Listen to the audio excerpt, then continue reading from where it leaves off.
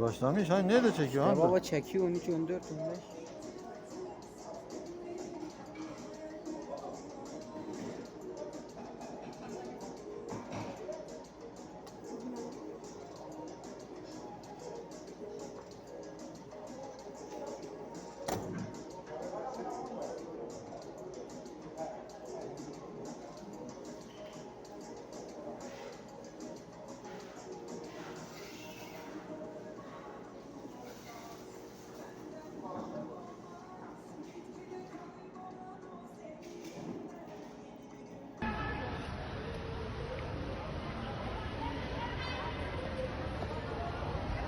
Nasıl salaklar toplanıyor?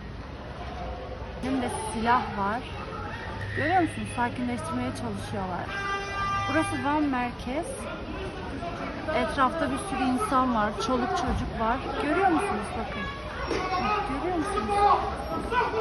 Bunlar sık sıkıyor bakın. Bakın görüyor musunuz?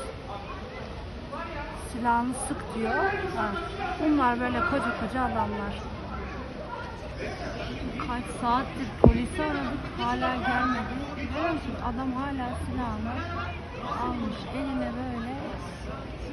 Görüyor musun?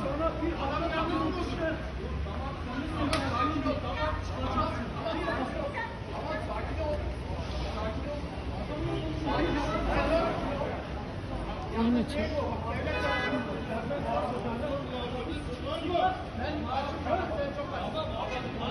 Götüne giren ses